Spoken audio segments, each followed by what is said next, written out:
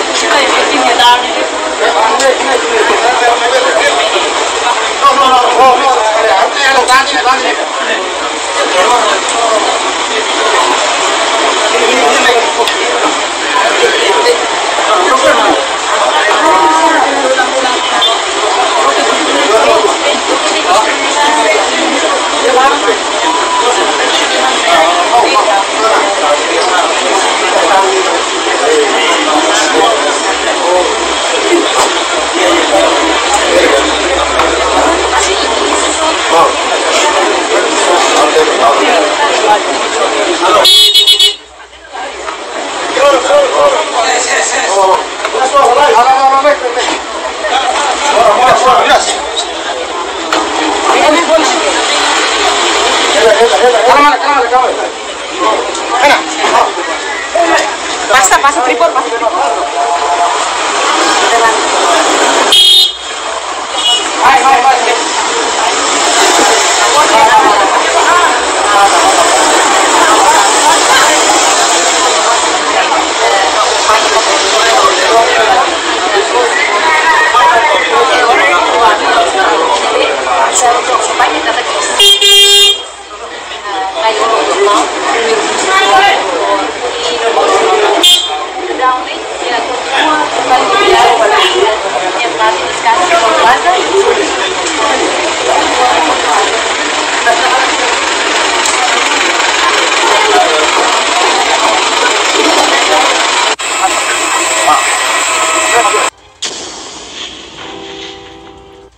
Okay, alright. Naku po. Pasensya na po kayo sa aking audio. boses at namamalat. Talagang pagod na pagod mga kaibigan. Ito, talagang ito ang parto ng ating pagtatalakay dito sa pagbisita ni Manny Pacquiao dito sa nagtatago. Nagtatago ba ito? Si Arnie Tevez, wanted sa batas ng Pilipinas sa kaso ng Digamo case at pagiging isang terorista. Okay, marami po nating tutuklasin dito. At counting paliwanag lang po, paalaala. Pinakita ko na po sa inyo ang original na audio ng video na yan. Pasensya na po kayo kung medyo maingay at kung sa tingin nyo malabo, ay yan na po ang pinakang original na video na ganyan na po talagang audio, hindi nyo maintindihan. At salitang Timor, Timor-Leste. Okay. At kung mapapansin nyo po, nandyan po sa unang porsyon, yan si Manny Pacquiao. At hindi po natin malaman lang ito kung saang ito ba ay hotel, lumabas ng hotel, sapagkat kanina doon sa last upload ko, ilang hours po ang nakakaraan, ay pinakita ko sa inyo na sinalubong siya sa aeroplano. At meron din po tayong konting portion diyan na pagyakap ni Arnie Tevez between Manny Pacquiao. Yan po ay doon sa pagsalubong sa aeroplano, sa airport, na nagyakapan po ang dalawa. But sa puntong ito, itong pinakang main topic natin dito, hindi po natin malaman kung sa hotel ito dahil lumabas diyan si Manny Pacquiao sa isang ikangay pinto na may nakaabang na sasakyan. Maraming sasakyan po, convoy, ang nakabang kay Manny Pacquiao. Ang sinisigaw ay Manny Pacquiao, Manny Pacquiao. Kumpirmado po talaga yan na yan ay si Manny Pacquiao, at yung video po na yan ay kahapon lang lumutang sa social media, at kumpirmado rin na si Manny Pacquiao ay nandiyan po sa Indonesia at sa bansang Timor-Leste. Okay, bakit po natin nasabihan? Marami may ilan, hindi marami, ilan lang po ang nagsasabi sa comment section, yan daw po ay fake, na ika nga po ay si Manny Pacquiao. Patutuhanan nyo po, walang problema sa akin. Bigyan nyo po ako ng matibay na ika nga ebidensya kung fake na Manny Pacquiao po yan. Kahit sino magsuri ng video na ito, at kahit pa ika nga interviewin nyo ng personal, itong si Manny Pacquiao, yan ang tunay na Manny Pacquiao na nangyari po yan dyan sa bansang Timor-Leste. Buti po tayo ay nagkakaliwanagan. Okay, ay bilisan natin mga kaibigan, sapagkat maraming dapat natin tuklasin, alamin dito, at ang pinakahuli nating didiscusin dito, bakit hindi muli nahuhuli?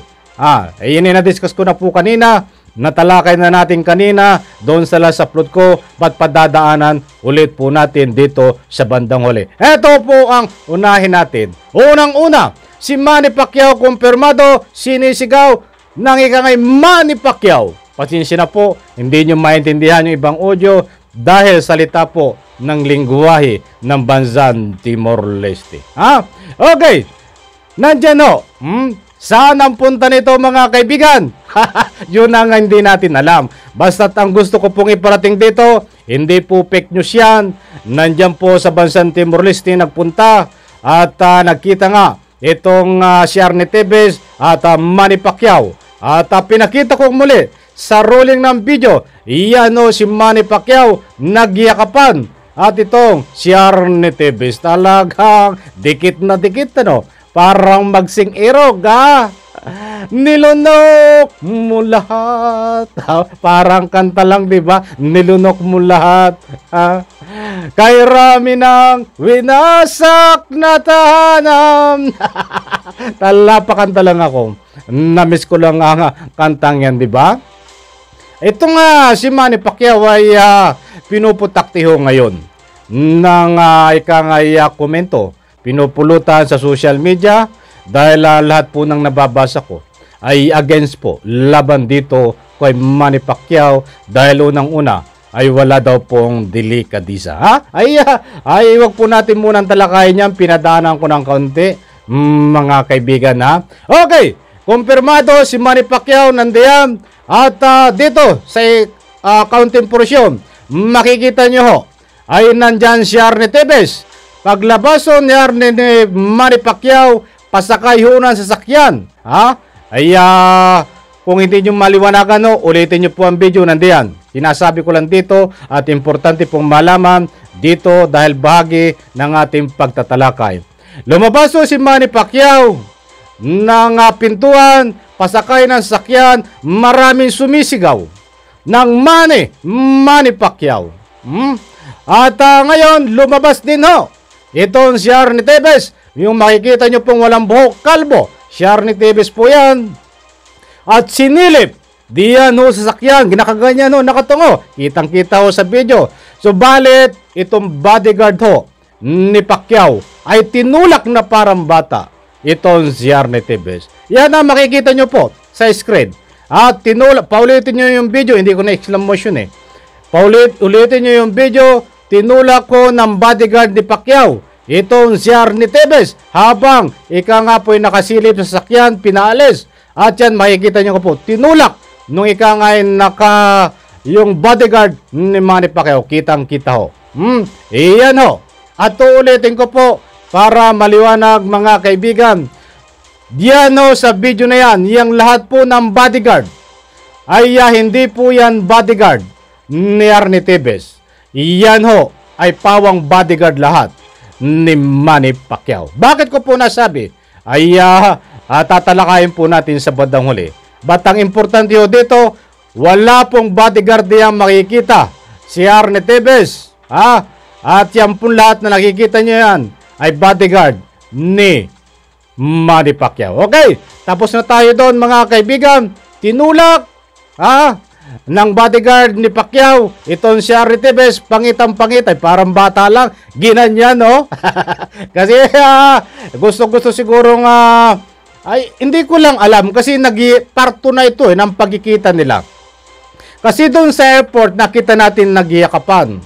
Yung una nilang pagkikita ay iba na ho ito Parang hotel ito na lumabas. Mga kaibigan, ay baka gusto uling mayakap. Kaya pumunta ron sa sasakyan. Ang ginawa naman ng bodyguard ni Pacquiao ay tinulak na parang bata, pinaalis. Nilapitan ng maraming security itong si Arnie Tevez. Okay, bakit ito natin nabanggit yan? Sapagkat marami po ang nagko-comment diyan na hindi po natin masisisi. Sabi nila ay sandamakmak ang bodyguard nitong si Arnie Tevez at sa bagay, hindi ko na ulitan po kanina na yan po ay kung bodyguard ni Arnie o ni Manny Pacquiao. Pasensya na po. But ang totoo po niyan ay yan po ay bodyguard lahat ni Manny Pacquiao. Okay, dito po tayo. Makikita nyo po doon sa portion na yan.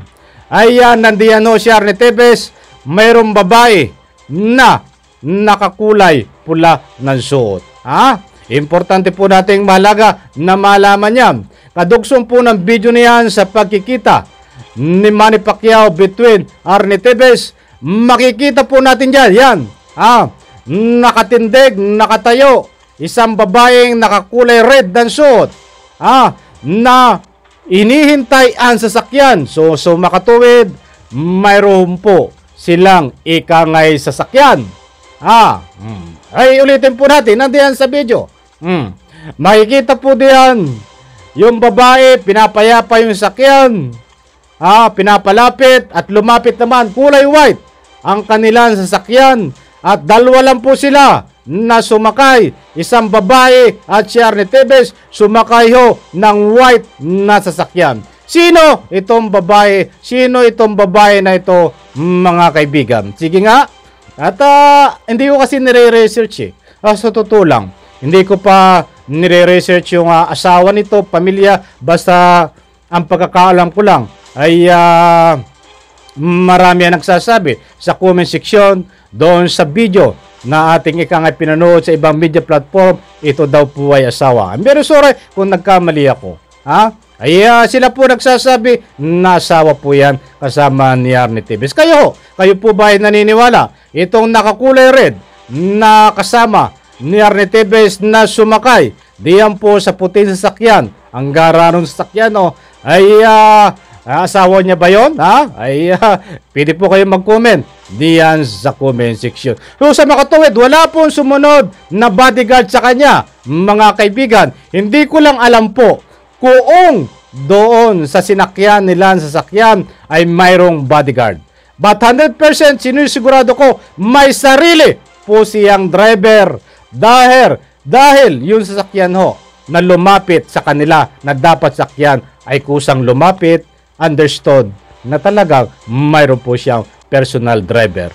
But bodyguard daw, mga kaibigan, sa labaso ng itong si Arnie Tevez kasama ang kanyang kasamang babae na nakakulay red and suit ay wala pong sumunod na maraming bodyguard. Inuulit ko po, hindi ko lang po alam kung doon sa loob ng sasakyan ay mayroon po siyang bodyguard na ika nga po ay nag-i-stay sa loob ng sasakyan. Okay, maliwanag po mga kaibigan. Ang tanong, saan ang punta ng sasakyang ito? Hindi lang po isang sasakyan. Yung iba ho ay umuna na. Kung tawagin po sa atin sa Pilipinas ay sabay-sabay. Pauunahin, itong si Manny Pacquiao umuna na. At kumboy kung tawagin, sunod-sunod po sila, mga kaibigan. Saan ho ang punta nitong sasakyan na ito nasakay si Arnie Tevez? Dahil marami ho sunod-sunod po sila. Sila po ba ay mayroong ikangay meeting nitong si Manny Pacquiao? Sapagkat kung susuriin po natin, mga kaibigan, ng video na ito ay obvious naman. Pag-alis ni Manny Pacquiao, mayroong nagpapayapay, managmamando, nagaganon, na mga, hindi natin alam ito, kung traffic enforcer o tauhan doon sa ika nga po nakita natin lokasyon na yon na silang nagmimintin ng traffic. Ginaganon yung mga sasakyan, di ba? So, sunod-sunod umalis. At kasunod na din pong umalis. Ito si Arnie Tevez. Sa makatuwid, mayroon po silang pagpupulong at magkikitang muli na lihim. Ito si Arnie Tevez at Manny Pacquiao. Ba't hindi po na ito lihim, mga kaibigan? Nasa social media na. Ang tanong, ano ang agenda nitong dalawang ito, mga kaibigan? Unang-una, sa airport ho, ang part 1, nagyakapan.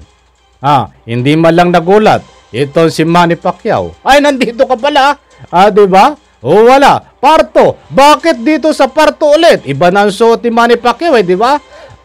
Ay, bakit nandun muli? Itong si Arnie Tevez. At ika nga'y sakay ng magaran sa sakyan kasama ang kanyang babae na kasama. Hindi natin alam kung sino ang kanyang kasama. Marami nagsasabi na ika nga po'y asawa niya ito. Iyan po ang malaking katanungan, mga kaibigan. Ano ba ang dahilan kung bakit silang dalawa ay nagkita, nagyakapan? Ano ba ang lihim nilang agenda?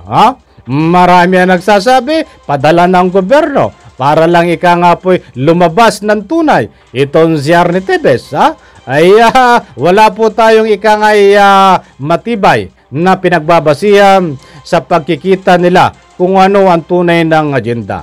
At itong si Manny Pacquiao, hanggang ngayon po ay wala po tayong nakukuha na ika nga po'y mga binitawan na salita dito. Ang ating pamahalaan ho ay wala din na mga ika nga sinasabi dito. Ano nga ba ang reaksyon dito, mga kaibigan? Kung ano man ho ang lihim na galawan dito, kung mayroon man, between Manny Pacquiao at ating pamahalaan, between sa mga nagmang-aaresto at kung sino man ang umahawak sa pag-aaresto dito. Kung ano man ang mga lihim na agenda dito, naunawaan po natin. Siguro ay confidential. But ang tanong, kung wala pong lihim na ikang kasunduan ang pamahalaan at Pacquiao, suso makatuwid, ito po ay individual na ikangay sa kusa na ginawa ni Manny Pacquiao na makipagkita, bisitahin itong si Arnie Tevez. Mga kaibigan, marami pong katanungan ang naiiwan dito. Ito po ang abangan natin. Dahil wala pong sino man makakasagot dito kundi ang gusto po namin ipahatid dito, kumpirmado na nagkita po't binisita ni Arnie Tevez itong si Manny Pacquiao. Hindi po yan fake news, mga kaibigan. Okay, pumunta naman tayo dito. Natalakay na natin ito kanina eh. Dito bakit hindi nahuli? Wala po tayong ibang magagawang paraan dito na public opinion. Sapagkat kung gumagalaw po mga kaibigan, ulitin kong muli, kahit sino po ang magsuri at mag-analisa nitong video na ito. Kung gumagalaw ho ang Interpol, sa utos po ng ating DOJ Secretary, sa utos po ng warrant of arrest, maliwanag po sa sikat ng araw. Anytime, kayang-kaya po itong hulihin dahil siya po, kumpirmado noong paman, ay nasa bansang Timor-Leste. Kung gumagalaw po ang ang tinatawag na Interpol, kinauukulan, diyan po sa Timor-Leste, bakit hindi mahuli? Mga kaibigan, ano ang mayroon? Katulad nga po ng nasabi ko kanina, kasagwat ba itong pinoprotektahan ng bansang Timor-Leste? Hindi po natin ngay sinasabing tuluyan na ganon. Isang public opinion po natin ito. Dahil kahit ang pamahalaan, wala pong binibigay kung bakit hindi pa nahuhuli itong si Arnie Tevez samantalang kumpirmado na siya po ay nasa bansang Timor-Leste. Mga kaibigan, ang atin po na panahon ngayon ay automatic na. Isang pindot mo lang, kahit nasaan ka man lugar, kaya ka magpaabot ng message kahit nasa Timor-Leste ka. Ang gusto ko pong ipunto dito, ito pong video na ito ay kahapon pa lumabas. Mga kaibigan, kung mayroon pong panandaliang aksyon na ginagawa ating pamahalaan, itawag lang po sa Interpol, diyan po sa bansang Timor-Leste, ay kayang-kaya pong hulihin. Bakit hindi po nangyayari? Susan makatuwid, hindi pa gumagalaw ang Interpol. Mga kaibigan, ano ang dahilan kung bakit hindi gumagalaw ang Interpol? Ay nandiyan na po ang katotohanan. Kumpirmado, matagal lang kumpirmado yan. Mas lalong mainit na usapin ito ngayon dahil nandiyan po 1 billion % nasa bansang Timor-Leste gumagala itong si Arnie Tevez. Maliwanag po mga kaibigan. Huwag po natin sabihin na gumagalaw ang Interpol dito dahil kapag sinabi ho na gumalaw ang Interpol dito, gumagalaw na para arestuhin itong si Arnie Tevez, ay inutil ang batas na ito. Inutil ang mga Interpol na ito. Sapagkat kung gumagalaw ito, dapat nahuli na, mga kaibigan. Inutil, mga kaibigan. Walang silbi, mga kaibigan. Ito-twist ko, siguro naman, kaya hindi nahuhuli, hindi pa gumagalaw. At ano ang dahilan kung bakit hindi gumagalaw, mga kaibigan? Yan ang makakasagot po natin. Ang makakasagot lang po niyan. Ang tabayanan po natin kung ano man ang po'y aksyon ng ating DOJ, kung ano man ang reaksyon dito sa video na ito, kung ano man ang masasabi nila between Pacquiao at po'y Arnie Tevez na pagkikita diyan sa bansang Timor-Leste. Naunawaan ko po, hindi ko sinasabi na po'y mayroon silang lihim na agenda dito na dapat gawin ito. Confidential ba ang ibig kong sabihin? Baka ang ating pamahalaan, ang gusto kong ipunto, baka may confidential na po'y ginagawa dito, mga kaibigan. O gumagawa sila ng hakbang, mga kaibigan, na lihim.